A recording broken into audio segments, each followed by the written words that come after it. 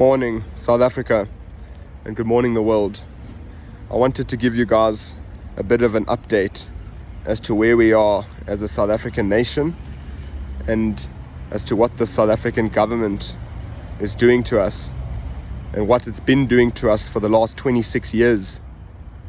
Us as South Africans are resilient. We are hard. I speak from a point of privilege that I recognize. I don't come from wealth, but I do know that the color of my skin to some point does weigh heavier than other races. I don't use that to my advantage, and I'm very conscious about the discrepancies of the past. My duty and my role in this country is to try and change lives of South Africans that were underprivileged, specifically of race, the African race.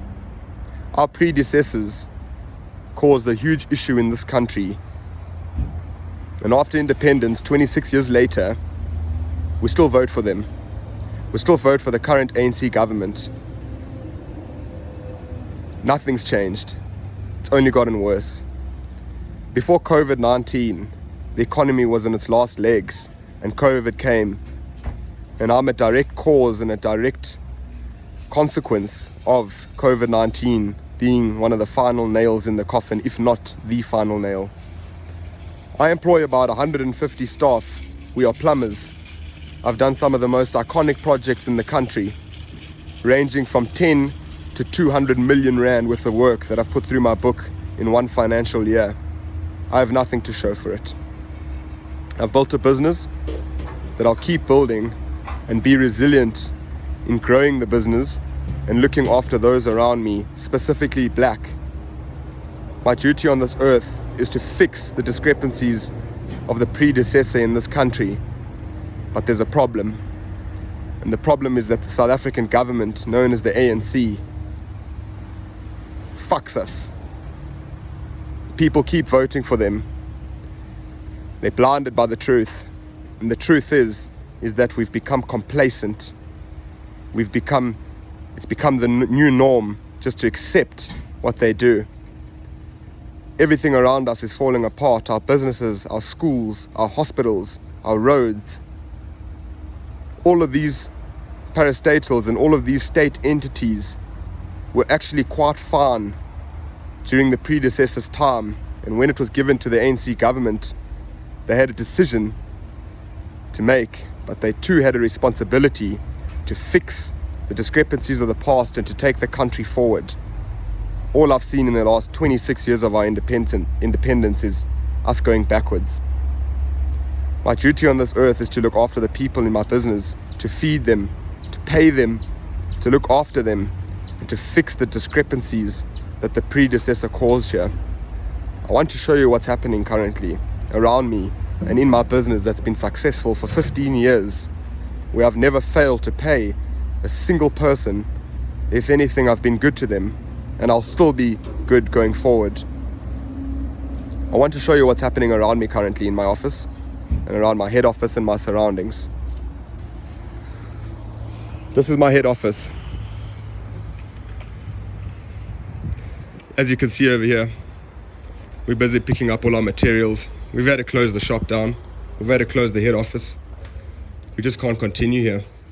Here's some of my staff over here. We're busy packing up all our machinery and our equipment. It's just too difficult to continue and paying the rent here. Ashi, have you been paid your salary? No. Bully, have you been paid your salary? No. Bright, have you been paid your salary in full? Not yet. Sorry. We're busy packing up here. Here's my boardroom where I've put millions of rands through this boardroom in negotiation and in sales. Nothing can continue here anymore. I'll go forward. Tandi, Yes? have you been paid your full salary? No. Madada, have you been paid your full salary? No. Is it nice not to be paid your full salary? Come again? Is it nice? No, it's not nice. It's tough. Yeah, it's really tough. It's really tough. Yes, yes. We're busy packing up over here. Ask him how big his family is. We're busy packing. These are the last guys in the office here. No one's here. Can't pay them. No one's here. My financial director. It's empty. Nothing's going on here. We're packing up. I wanted to show you a list of people that I employ. From the top to the bottom. One project, another project, another project, another project, another project, another project. There's about 150 people on this book that I manage, that I pay, that I care for, that I look after. It's come to a point where I have to retrench. I've retrenched over 100. We're about 50 left in the book. I still can't make a go of it. We have all the resource. We have all the material. We have machinery, printers, computers, cameras, employees, tools, equipment that ranges from 5 to 15 million worth of work, worth of material, worth of equipment. I just can't make a go of it anymore. Not because I've been reckless with the spending, and not because I've been reckless by putting myself first before my employees. The point of the discussion is, where's the UIF that I've paid for 15 years? Where's the UIF? Where's the government that's supposed to look after us during this time? Where's the 500 billion relief? South Africa needs to wake the fuck up, because it's too late, in my opinion. I'll be fine. My business will be fine. I start again, whether it's here or in greener pastures. But what's going to happen to the people that I employ in that book? I had 150 in January. I'm 50 left. At the end of this month, there'll be another 20 gone. There'll be 30 left. Who's going to feed their families? Who's going to look after their children? Who's going to pay their grandmothers and grandfathers pensions? There's no pension money. They've stolen it. Who's going to look after the kids when they get sick?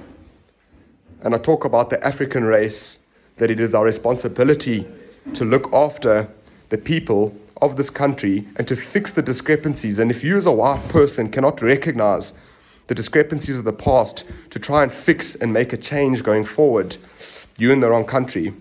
So I've adopted that in my daily living. But it's come to a point where I just can't continue anymore. The government just takes our money. They take the VAT. They take the tax. You don't pay the tax on the first of the month. They come, they shut you down. It's unacceptable. And it's at a point where us as South Africans cannot be resilient anymore. We can't keep fighting the survival mode day in and day out. No one's got your back here. You need to make it for yourself, which I've done. No one's done me any favors. If anything, I've done people favors. The point of this matter is, we just get fucked every single day.